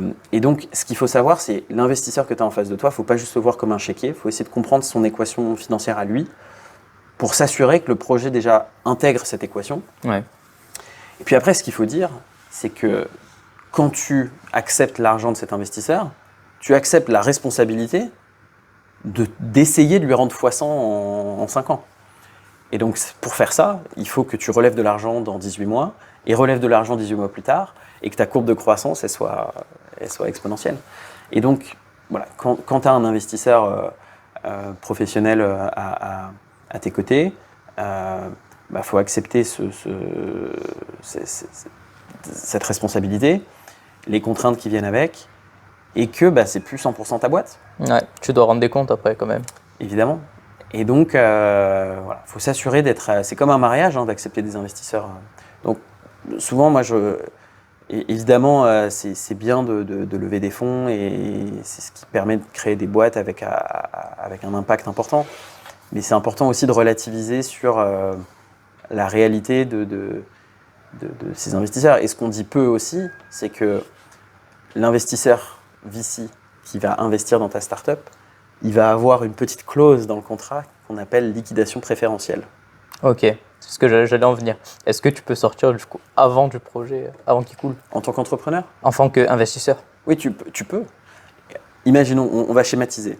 Imaginons, tu as une boîte qui vaut aujourd'hui rien du tout, mais tu lèves un tour de table avec des investisseurs et ta boîte vaut 10 millions d'euros. Elle vaut 10 millions d'euros sur le papier, l'investisseur te donne cette valorisation-là parce qu'il a pris 10% de ton capital pour un ticket de 1 million d'euros. Et maintenant, il faut que tu ailles sur le marché vendre et que tu génères des revenus et potentiellement un EBITDA, mais surtout des revenus pour mériter cette valorisation à 10 millions d'euros. Parce que si demain matin, tu mets ta boîte en vente, mais que tu fais 30 000 euros de revenus, personne n'acceptera de te l'acheter à 10 millions d'euros.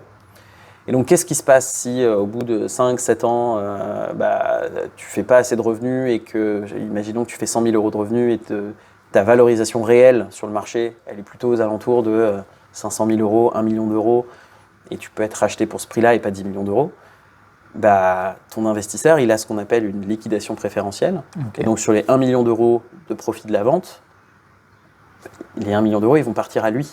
Ok. Et pas à toi.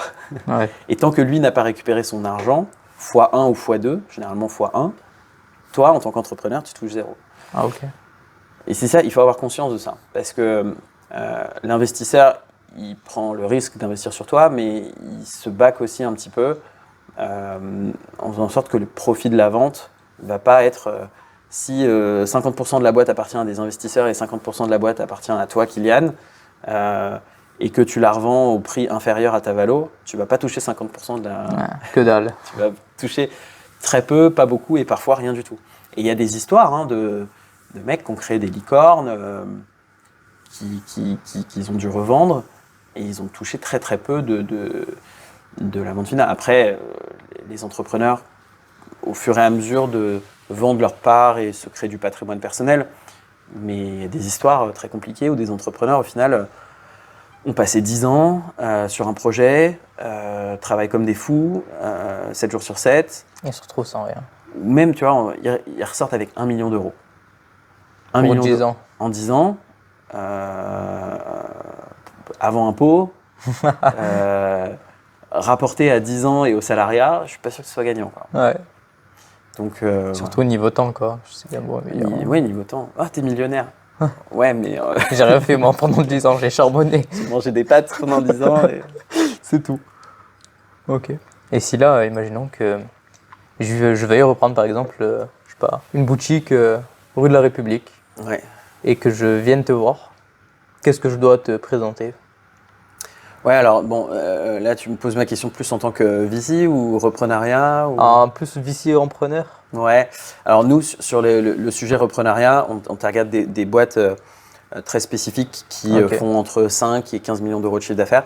Donc le modèle financier tel qu'il est créé par le modèle Search Fund ne correspond pas au rachat de boutiques ou ce genre de business. Mais non, encore une fois, si je mets plus ma casquette d'investisseur privé, business angel, etc., c'est ce que je te disais tout à l'heure, je vais plus regarder quel entrepreneur j'ai en face de moi, quelle est sa vision. Et si tu me dis, bah voilà, je vais reprendre une boutique, mais mon objectif c'est de créer cette franchise qui a tel concept, qui va faire telle chose, j'y crois, quoi. Okay. Là, tu vois, j'étais avec une entrepreneuse il y a quelques jours qui a créé un truc qui s'appelle Mama Spritz. Et en fait, elle achète des triporteurs Piaggio. Tu vois ce que c'est les triporteurs Piaggio trop stylés en Italie. Et en fait, elle fait des prestations cocktails, spritz. Dans des événements. Des événements, des mariages, etc. Okay. Et en fait, à la base, tu te dis, ah cool, prestataire événementiel. Et après, tu rencontres l'entrepreneur. Et elle s'appelle Pauline.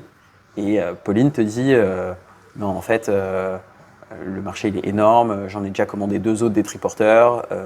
Là, on attaque le sud de la France, mais ensuite, on va attaquer et on va créer une marque forte avec Mama Spritz, etc. Et en fait, tu comprends toute la vision et l'ambition et surtout le potentiel de l'entrepreneur que tu as en face de toi. Tu vois des gens qui ont des projets qui sur le papier peuvent sembler très très humbles et ensuite tu rencontres l'entrepreneur et tu te dis bah en fait tu vas faire une boîte à 1 milliard parce que on croit en toi en fait. Voilà.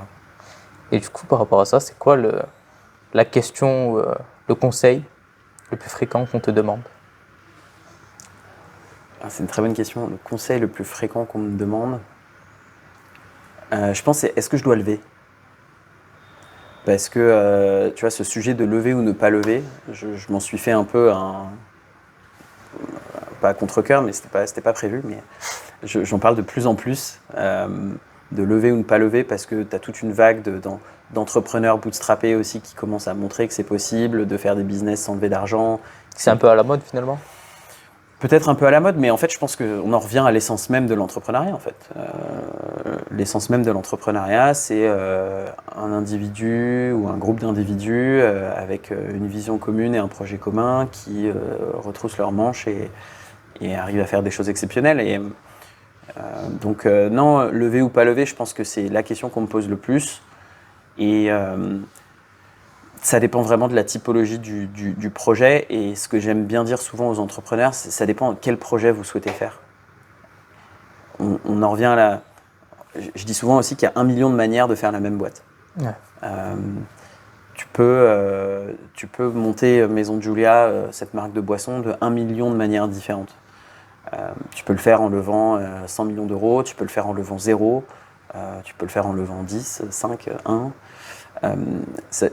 Ça dépend du projet que tu as envie de vivre.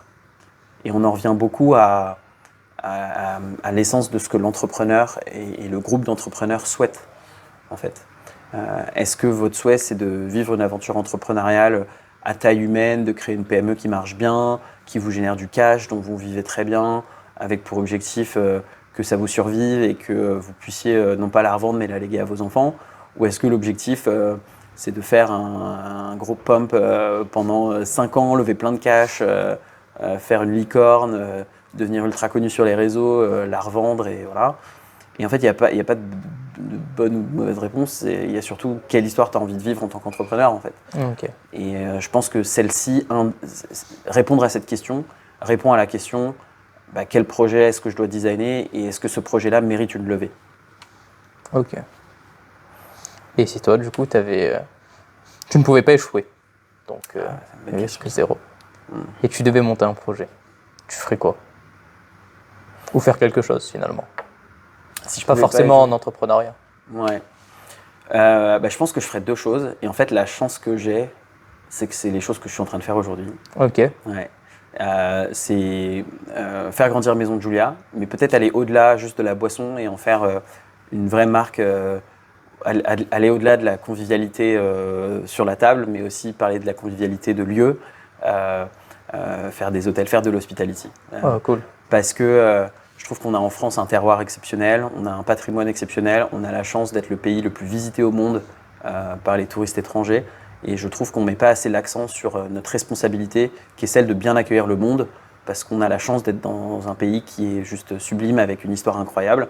Et donc, tous les projets hospitality, pour moi, ont énormément de valeur, parce qu'ils participent et favorisent à faire vivre ce patrimoine et ce savoir-faire qu'on a de savoir accueillir. Donc, si je pouvais vraiment pas échouer, Maison de Julia à la boisson, ce serait un truc, mais je serais en train de te montrer les plans des hôtels que je souhaite ouvrir à droite à gauche. Cool. Et peut-être des boutiques et faire plein de trucs autour de ça. Mais non, célébrer notre terroir et l'art de vivre et notre patrimoine français, je pense que ça a beaucoup de valeur dans toute sa diversité, dans toute son histoire. Et puis, en plus de ça, c'est cette histoire de reprenariat dont je te parlais tout à l'heure. Créer un écosystème ultra vibrant de repreneurs et en fait essayer de démocratiser le fait de racheter des PME. Parce que, encore une fois, on a des savoir-faire industriels, artisanaux en France qui sont exceptionnels et qu'il faut d'une part préserver, deuxièmement célébrer et troisièmement il faut en parler, il faut les montrer ces savoir-faire-là. Parce que c'est aussi ça qui nous protège en tant que pays dans ce monde mondialisé. Ouais, du coup, le moins cher. Ouais, et justement, et je pense que la France a cette chance, par son histoire, son patrimoine, de pas avoir, sur un certain nombre d'industries, à faire cette course au moins cher. On peut faire cette course à la qualité. Et il faut qu'on continue, il faut qu'on célèbre les savoir-faire très artisanaux qui existent aux 4 coins de la France. Ok. Et si... Ah, ça m'est sorti de la tête. Oui, si tu devais tout refaire, est-ce que tu le referais? Alors oui, je referais pareil. Je pense que j'ai une qualité qui est j'ai jamais de regrets. Ok. Et je pense que c'est très difficile pour les gens qui parfois ont des regrets ou regardent beaucoup dans le rétroviseur et se disent à refaire, je ferai les choses différemment. Évidemment, je ferai des choses différemment, mais j'y pense pas, j'y réfléchis pas et je regarde juste devant, quoi. Et je pense que c'est une chance que j'ai parce que je pense que c'est pas un choix. Soit tu regardes dans le rétroviseur, soit tu regardes. Ça dépend de comment est foutu ton cerveau, je pense. Okay. Mais non, à refaire, je ferai tout pareil, je change rien et c'est très bien comme ça. Ok. Et du coup, tu en es arrivé à un certain stade dans ta vie. Pour toi, est-ce que tu as déjà atteint le succès ou c'est quoi la définition du succès pour toi, de réussir finalement, pas forcément le succès? Ouais, j'ai entendu, alors elle n'est pas de moi celle-là, j'ai entendu une phrase l'autre fois qui m'a beaucoup, qui me semblait. La question c'était, est-ce que vous vous considérez riche? Et la personne a répondu, et du coup c'est ma réponse, on est riche à partir du moment où ce qu'on fait aujourd'hui... S'il vous plaît. En fait, si demain matin je te donne 100 millions d'euros... Qu'est-ce que tu vas en faire? C'est même pas qu'est-ce que tu vas en faire, c'est est-ce que tu feras la même chose demain matin en te levant que ce que tu fais aujourd'hui? Ok. Et si la réponse est oui, ça veut dire que t'es riche en fait. Ok. C'est pas une question de montant, c'est pas une question de succès, c'est pas une question. Et pour moi, le succès, c'est ça, c'est d'arriver à un moment dans sa vie où tu as réussi l'équation qui fait en sorte que ce que tu fais tous les matins, c'est ce que tu ferais indépendamment de Situation ton financière. indépendance financière. C'est ça. Ok. Ça, pour moi, c'est la vraie intéressant. richesse. Ouais. Et je pense que, alors, c'est peut-être pas si simple pour tout le monde, tu vois, mais le montant est moins élevé que ce qu'on imagine. Je pense que c'est surtout des choix. C'est surtout des choix. Ok. Et du coup, pourquoi qu'est-ce qui fait que toi, tu choisis quelque chose? Par exemple, tu as choisi Maison Julia, par exemple, à The Box. Ça n'a pas forcément. Pourquoi en tu es fait, parti de Maison de The The Box Box. ou pardon, Maison. Ouais, c'était, ouais, il y avait plein de raisons, mais je pense que c'était déjà moi l'envie d'aller faire autre chose. Ok. Et puis ça arrivait aussi à un moment du projet où on n'était plus forcément aligné avec mon management sur ce qu'on souhaitait faire du projet The Box. Et donc j'étais plus forcément la bonne personne pour la nouvelle étape. Et je ne souhaitais pas forcément rester, donc ça tombait parfaitement. Et moi, c'était un moment où je me posais aussi la question de justement toutes les questions qu'on se pose là sur qu'est-ce qui te rendrait vraiment heureux et quelle est l'équation de vie qui te rendrait vraiment heureux. Je me posais énormément ces questions-là et je me suis dit que c'était le moment de le faire. Et c'était parfaitement le moment où mon épouse, donc Julia, avait commencé à monter Maison de Julia. Ok, cool. Et je me suis dit, bah, moi, c'est un projet qui me botte de ouf et j'ai juste envie de faire ça. Et en même temps, toujours les projets d'investissement qui me plaisent beaucoup. Et j'avais envie de retourner à l'école et de continuer à apprendre. Et voilà. Ok. Et du coup, est-ce que tu es heureux? Parce que... Ah ouais, de ouf. Ok. Après, c'est pas tous les jours. Oui, c'est sûr, on n'est pas tous les jours Non, il y a du dans le stress. best mood. Ah non, pas du tout. Mais, Non, il y a des jours avec, des jours sans, des jours plus durs, des jours de stress, des jours. Mais au global, à 100%, ouais, Cool. bien sûr. Il faut, et je sais plus qui disait ça aussi, mais c'est à partir du moment où il y a 4-5 jours d'affilée où tu te réveilles le matin et tu fais une activité et que tu dis que tu n'es vraiment pas à ta place et que tu n'es vraiment pas heureux dans ce que tu fais, c'est le moment de changer, peu importe ce que c'est. Mais et attention, ce que je dis ne veut pas dire qu'il faut toujours que tu sois heureux, que tu aies la banane et que ce soit toujours facile. L'entrepreneuriat, c'est super dur. Ouais, c'est pas... Non, parce que là, tu vois, par Tu exemple. te lèves pas quand tu veux, tu fais pas ce que tu veux non plus, tu as quand même des... Ah ouais, des non, obligations. bah, bien sûr. Là, moi, je parle Maison de Julia, trop cool, c'est bu sur les terrasses, sur la Côte d'Azur. Une partie du job est super cool, mais par contre, ce qu'on voit pas, c'est les 6 mois que tu as passé dans le froid en plein hiver à essayer de trouver les numéros de téléphone du sommelier qui veut pas t'ouvrir la porte pour lui faire déguster un truc dont il veut pas. Voilà, c'est ça les vraies galères, quoi, d'être sur le terrain. Et donc, non, faut choisir sa souffrance. C'est surtout ça le sujet. C'est choisir sa souffrance. Tout le monde souffre, mais il faut la choisir et il faut l'accepter et être content de ça. Ok. Et à partir du moment où tu choisis tes propres contraintes, c'est là où tu es heureux. Être heureux, c'est pas ne pas avoir de contraintes. Être heureux, c'est choisir sa contrainte et être content de les surmonter, quoi. Et tu aimerais faire, par exemple, une structure un peu comme, du coup, les déterminés, on est dans leurs locaux, mais pour, du coup, le reprenariat. Ouais, je pense que... Alors, il y a des choses qui commencent à se structurer, mais je pense qu'il y a un besoin parce que là, si on parle de reprenariat, en fait, il y a globalement 2 phases au reprenariat.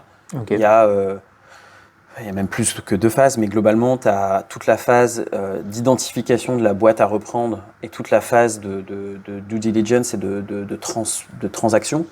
Donc, du moment où tu identifies la potentielle boîte au moment où tu la rachètes et tu as les clés. Et ensuite, il y a toute la phase qu'on appelle de run, où bah, tu es aux manettes et tu la fais grandir et tu la développes. Et généralement, une personne qui est parfaite pour le reprenariat, tu regardes surtout qu'elle soit très forte pour le run, parce que c'est là où toute la valeur est créée. Mais ce métier de l'identification, de la potentielle cible de rachat, de la due diligence, et ce métier de la transmission et de la transaction, c'est un métier très très particulier. C'est du M&A, c'est... c'est quoi M&A? C'est fusion-acquisition. Okay. C'est un peu comme le 0 à 1 et le 1 à 10 tout à l'heure. Ouais, exactement. Et Okay. donc, en gros, je pense que sur toute cette partie-là, identification des deals, transaction, transmission, etc., il y a un vrai besoin d'accompagner les repreneurs sur les bonnes pratiques, sur se préparer à une transaction, sur le fait de les éduquer financièrement à ce que ça veut dire, les éduquer légalement et juridiquement à ce que ça veut dire, même les préparer psychologiquement à une reprise, etc. Donc je pense qu'il y a énormément de support à faire sur la partie transaction. Après, généralement, c'est des gens, tu vois, pour reprendre une boîte qui fait déjà 5 à 15 millions d'euros de chiffre d'affaires, c'est des gens avec une certaine expérience et carrure qui sont en mesure de faire la phase de run et qui ont besoin d'un peu moins de soutien sur la phase de run, mais créer un écosystème pour les soutenir sur la phase de reprise, je pense que c'est essentiel et ça commence à voir le jour. Il y a plusieurs projets sur le sujet qui sont en train de se structurer. Et voilà, et je pense aussi que, un peu comme l'entrepreneuriat du 0 à 1, il y a aussi énormément de valeur à rassembler les gens qui traversent un peu la même chose. Quand tu es entrepreneur et que tu fais le 0 à 1, c'est une situation extraordinaire dans ta vie. Ouais. Extraordinaire dans ta vie. Et généralement des phases difficiles, intenses, etc. Et donc être entouré de gens qui traversent la même chose en même temps, ça aide toujours. Et je pense que c'est pareil pour le reprenariat, où aller prendre son téléphone, parce que les meilleures boîtes ne sont pas à vendre, donc tu ne peux pas juste aller sur ça, sur le faut faire le sourcing. Voilà, du coup, ça. en fait, il faut appeler des gens et en leur disant « Salut, je sais que ta boîte n'est pas à vendre, mais je veux la racheter quand même. Qu'est-ce qu'on fait? C'est quoi ton prix ?» Globalement, c'est ça. Et donc, c'est une phase qui est très dure. Et donc, je pense que rassembler ces gens-là entre eux à un moment de leur vie où ils traversent cette phase-là qui est très intense, très compliquée, généralement, c'est des gens qui sont en couple, qui ont parfois des enfants, qui ont déjà une vie de famille. Et donc, voilà, les boîtes à reprendre, les belles boîtes à reprendre, elles ne sont pas toutes dans le 8e arrondissement de Paris ou au bord de la Méditerranée. Ouais. Donc, c'est aussi des projets de famille où il faut déménager dans le Perche, j'ai rien contre le Perche, mais en Ardèche, dans le Nord, dans l'Ouest. Voilà, c'est des belles PME, il y en a partout en France. Et donc, c'est aussi des projets familiaux. Et imagine, t'es marié, t'as 2 enfants, ils sont à l'école, tout se passe bien, et puis tu rentres le soir, tu sais, mets le doigt sur la carte de où est-ce qu'on déménage en fait. Donc voilà, c'est pas des phases faciles, et je pense qu'il y a de la valeur à créer un écosystème pour accompagner ces gens-là qui souhaitent reprendre des PME. Et tu aimerais le faire? Reprendre une PME? Non, les deux du coup. Reprendre une PME et accompagner les... Non, j'aimerais accompagner les gens qui le font. Okay. Parce que je pense pas forcément avoir les compétences nécessaires à reprendre une PME. Je me suis même jamais posé la question. Okay. Mais je pense qu'il y a des gens exceptionnels qui aujourd'hui, le mot est un peu fort, mais croupissent dans nos corpos françaises. On a des très belles corpos, mais il y a des gens qui veulent plus et peuvent plus. Combien il y a de jeunes aujourd'hui de 25 à 35 ans qui ont une appétence entrepreneuriale, mais qui, mais j'ai acheté un appart, du coup je dois rembourser mon truc. Et ils veulent la sécurité, après c'est un système qui veut ça aussi. Après. Exactement. Et en fait, la chance du reprenariat, c'est que tu rachètes des boîtes avec du cash flow. Donc de l'instant où tu la rachètes, tu as une certaine sécurité, tu vois ce qu'il y a. C'est pas du tout le même profil de risque que l'entrepreneur qui part de zéro en disant... C'est le 1 à 10 du coup. Je vais créer directement. Le nouveau... Exactement. Sauf qu'il y a le 0 à 1 dedans, mais... Exactement. Et donc, ils ont cette certaine sécurité et je pense qu'en fait, on a des cerveaux exceptionnels en France, on a des écoles exceptionnelles en France, on a des experts de la nouvelle génération qui sont énormes. Il faut aider ces gens-là, il faut les mettre dans des situations de direction. Il faut que ce soit eux qui leadent nos PME dans l'ère... certaines de nos PME ne sont pas digitalisées, il y a l'IA qui arrive. On est dans un moment de souveraineté énorme en France. Il y a énormément de choses à faire. Énormément de choses à faire.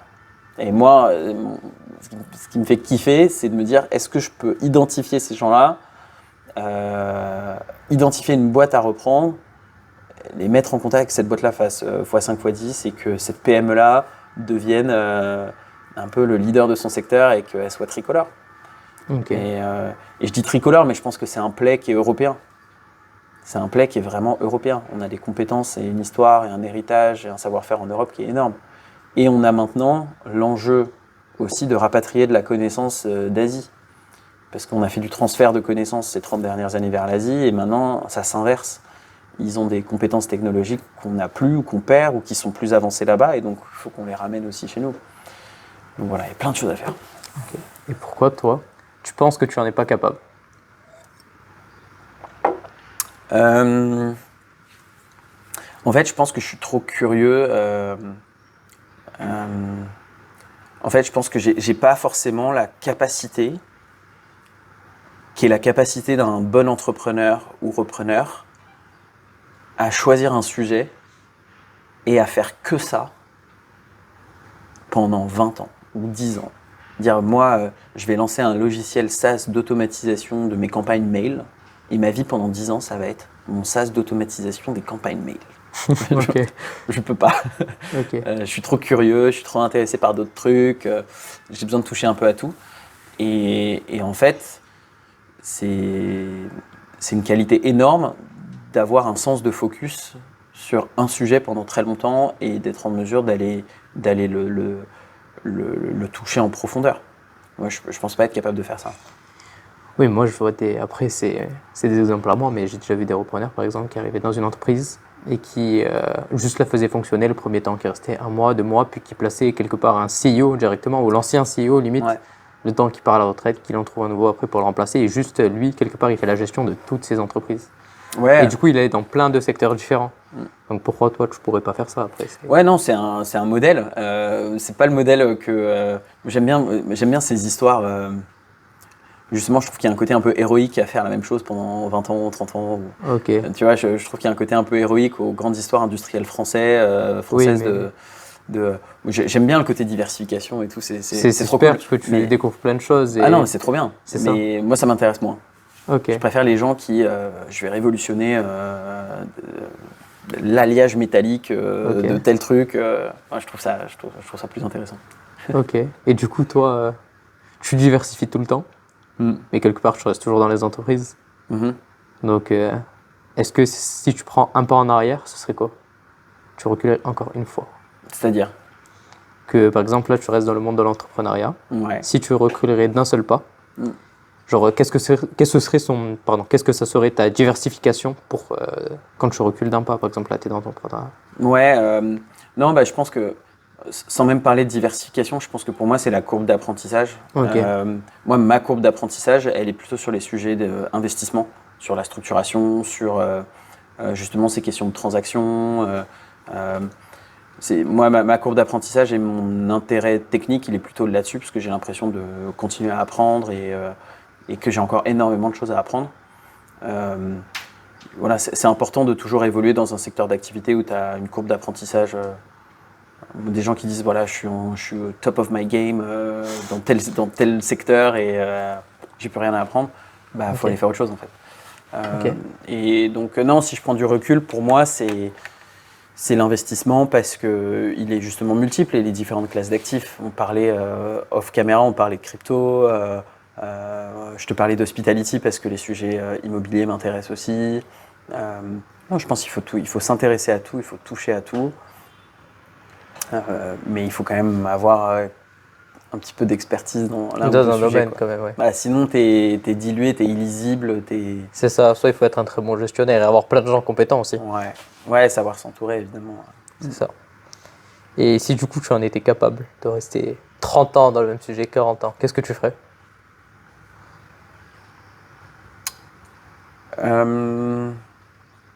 Bah, c'est une bonne question. Bah, je pense que justement, j'essaierai de faire ce groupe multisectoriel dont tu parlais. Ok. Avec, et on le voit, il y a des family office avec qui je travaille aujourd'hui qui ont une verticale software, une verticale immobilière et une verticale hospitality. Tu vois, rien à voir. Certaines ont une verticale industrielle. Et ce côté multisectoriel est assez intéressant parce que tu touches à plein de choses, tu rencontres des gens différents, c'est des mécanismes différents, des problématiques différentes. Donc si j'avais la foi de reprendre des boîtes moi-même, je pense que ouais, j'essaierais de faire quelque chose d'assez multisectoriel, mais en même temps ouais, qui ait du sens, qui ait vraiment du sens. Ok. Moi, ce que j'arrive pas à comprendre, c'est pourquoi tu n'as pas la foi de reprendre cette entreprise. Ouais. Non, je pense que justement, c'est le fait que je pense. Je pense qu'il y a un peu ce syndrome de je m'en sens pas forcément capable en fait. Ok, Et je pense aussi que c'est pas là où je serais forcément le plus heureux. ok. Le côté, tu vois, après avoir travaillé à Station F, après avoir travaillé en conseil, après avoir travaillé à Z-Box aussi, moi, ce qui me plaît, c'est les écosystèmes et être entouré de gens brillants et apprendre d'eux et créer en fait ces leviers qui font qu'eux réussissent. Et c'est ça qui m'intéresse. Et aujourd'hui, il y a des véhicules qui permettent de toi aussi bien gagner ta vie en faisant ça. Et ce véhicule-là, c'est l'investissement. Et je trouve que moi, ça me convient. Je pense que c'est mon côté un peu économiste aussi, très macro, à pas vouloir me spécialiser dans un truc. Ouais, Mais là où tu as raison, c'est que on est encore dans un monde fait de spécialistes. C'est-à-dire que quand tu rencontres quelqu'un, tu essaies tout de suite de comprendre c'est quoi son truc. ouais, c'est ça. T'es dans quoi? C'est quoi ton métier? Voilà, t'es dans le nucléaire, et en fait tu tags tout de suite les gens en disant ok, cette personne-là, c'est le gars du nucléaire, c'est la fille du développement durable. C'est l'électricien. Voilà. Et le gars des cryptos, le gars de l'IMO, l'avocat, le machin. Et je pense que on est dans un monde de spécialistes qui favorise et même qui sublime la spécialisation. Et en fait, je pense que l'être humain n'est pas foutu comme ça. Intrinsèquement, on n'est pas fait pour faire la même chose tout le temps. On est fait pour être curieux, pour apprendre, pour toucher à plein de trucs. Et ce qui est vraiment difficile, c'est de réconcilier ces deux choses-là. C'est d'un côté vouloir toucher à plein de choses, apprendre plein de choses, et de l'autre côté être dans un monde qui quand même te demande de choisis ta voie, mon petit. T'es avocat, t'es médecin ou C'est ça. ou tu fais de l'IMO, de la crypto, t'es électricien, peu importe, mais dis-nous ce que t'es parce qu'on a besoin de connaître ta spécialisation Pour te mettre dans une case. pour te mettre dans une C'est un case. peu du coup un paradigme de cette société de vouloir mettre tout le monde dans des cases. Un petit peu, ouais. Par exemple, même en psychologie, tu es ça, tu es ça, tu es fou, tu es schizophrène, on sait pas. Ça, tout le monde est dans une case finalement. Ouais, tout le monde est dans une case et ouais, la société te demande de Alors que l'être ça un marche petit pas peu. comme ça. Non, et je pense que ce qui aide aussi énormément, je pense que justement la création de contenu, bizarrement, et tout ce qu'on voit sur les réseaux sociaux et la nouvelle génération des médias en règle générale, permet de voir des gens qui ont de multiples facettes. C'est-à-dire, ils sont créateurs de contenu, mais ils ont tous autre chose à côté. Il y en a qui font du business, il y en a qui vont faire de la mode. La Squeezie, il a lancé une boisson. Ok, je savais pas. Ciao Kombucha, ça s'appelle. Ok. Tu pourras aller taguer Ciao Kombucha, Squeezie. Je préfère ça, je pense. Mais non, c'est intéressant parce que eux, ils sont, en tant que créateurs de contenu, ils sont 100% authentiques, je pense, dans leur démarche et dans expliquer qui ils sont, leurs qualités, leurs défauts. J'ai découvert ce monde de la création de contenu il n'y a pas si longtemps que ça et je le trouve très beau. Et surtout, ils montrent ce côté multifacette. Tu vois, Inoxtag, le streamer Minecraft, mais aussi il monte l'Everest et en même temps, il a des projets, il a monté un manga. Ouais, c'est vrai. Tu vois ? Finalement, ils donnent aussi de l'espoir aux gens, ils donnent quand même. Ils ont une certaine influence sur les gens quand même. Surtout sur la jeune génération, il me semble, ces influenceurs. Et du coup, ils leur montrent quand même que tout est possible. Tout est possible et je trouve qu'ils ont des messages plutôt très positifs. Ouais. Moi, j'ai un peu découvert ce monde de la création de contenu en regardant Kaizen, en fait. Ouais, la montée de l'Everest de Inoxtag, c'est ça. Et en fait, je me suis pris au jeu et j'ai trouvé ça vraiment bien fait, que les messages qu'il portait étaient plutôt de très bonne qualité et vraiment rafraîchissants, optimistes. Ça faisait plaisir à entendre, en fait. Et je me rappelle, je faisais un Marseille-Paris en train et j'ai regardé Kaizen pendant les 3 heures, c'était très bien. Ok. Et je pense que justement, si on en revient à cette question de multifacette de l'être humain, ça fait partie des gens qui justement montrent que tu peux faire plein de trucs différents et que c'est ok parce que le plus important, c'est que tu fasses ce que tu aimes et que tu aies un impact positif et que tu sois authentique. Donc c'est pour ça que je pense qu'ils portent aussi les bons messages de ce côté-là. Ok. Mais est-ce que aussi je trouve que ça n'a pas un double tranchant, du coup, les influenceurs, la création de contenu? Parce que certes, ils montrent le côté optimiste, Mais après, ça fait quand même un peu l'effet Hollywood, tu sais, sur les gens. C'est-à-dire qu'avant, les gens, ils prenaient comme référence, du coup, les films américains, ou soit pour les hommes et les filles, du coup, il y avait deux styles différents. Et alors que maintenant, ça va plus être, du coup, les influenceurs qui prennent comme référence, quelque part. C'est leur référence, en fait, sur le monde et leur réalité. Ouais, bah, je pense que, encore une fois, il y a à boire et à manger aussi dans les influenceurs. Tu vois, t'as pas... Je pense que voilà, je pense qu'il y en a qui portent des bons messages, il y en a probablement qui portent des moins bons messages. Il y a potentiellement un sujet de régulation aussi sur à quel âge tu peux voir un certain type de contenu aussi, et le temps passé devant les écrans, le temps passé à scroller, ce que ça génère d'un point de vue neurologique, etc. Donc, je pense qu'il y a plein de soucis. Il y a forcément un double tranchant comme tu le mentionnes. Voilà. Après, moi ce que je trouve intéressant, c'est le fait que c'est une nouvelle forme de média qui permet, qui est beaucoup plus démocratique, j'ai envie de dire, que le média traditionnel. Et ça, je trouve ça intéressant. Et qu'il y en a pour tout le monde. Ok. Je vais te donner un mot, parce que tu m'en as parlé plusieurs fois. Et tu vas me dire ce qui te vient par la tête. Asie. Moi, j'adore l'Asie. Ok. Ce qui me passe par la tête. Non, j'adore l'Asie parce que c'est, d'une part, culturellement, il y a énormément, tu vois, j'ai un rêve, je suis jamais allé au Japon. Ok. J'ai mon rêve d'aller au Japon, et on planifie ça, notamment autour de Maison Julia, mais on planifie de lancer Maison Julia au Japon, je pense à la fin de l'année ou début de l'année prochaine. Et on a planifié, je pense, d'y rester genre 3 semaines ou un mois. Ah, cool. Ouais, parce que je trouve, voilà, ils ont une profondeur culturelle. Et c'est ça que je trouve assez intéressant avec l'Asie, c'est que, tu vois, nous on est dans un modèle très occidental. On a tous été bercés avec les mêmes films, on a tous été bercés culturellement avec les mêmes choses. Que ce soit l'Amérique du Nord ou l'Europe, globalement, un peu foutu pareil. Et l'Asie est très différente, très hétéroclite. Tu manges trop bien, les paysages sont magnifiques, les gens sont sympas. Plus ça aussi peut-être que notre société, je pense. Ouais, bah, je pense après, tu vois, t'as aussi ce côté, toi t'arrives en tant qu'étranger, je pense que tu vois que les bons côtés, tu vois pas forcément les mauvais côtés. C'est comme, je sais pas si c'est encore comme ça, mais les étrangers qui arrivent à Paris, c'est très baguette, béret, et alors que non. Belle. Et après, dans la réalité, un peu plus nuancée, quoi. Je pense que là-bas c'est pareil. Mais non, l'Asie, je sais pas, mon frère habite là-bas, j'adore l'Asie. Ok. Ça marche. Bah, je pense qu'on a tout dit. Si tu veux rajouter autre chose ou quoi. Non, bah écoutez, cool. J'espère que c'était un épisode intéressant. Et puis voilà, bravo pour tout ce que vous faites.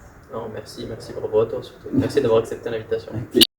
Si cet épisode vous a plu, n'hésitez pas à liker, partager ou vous abonner. Merci encore d'avoir écouté.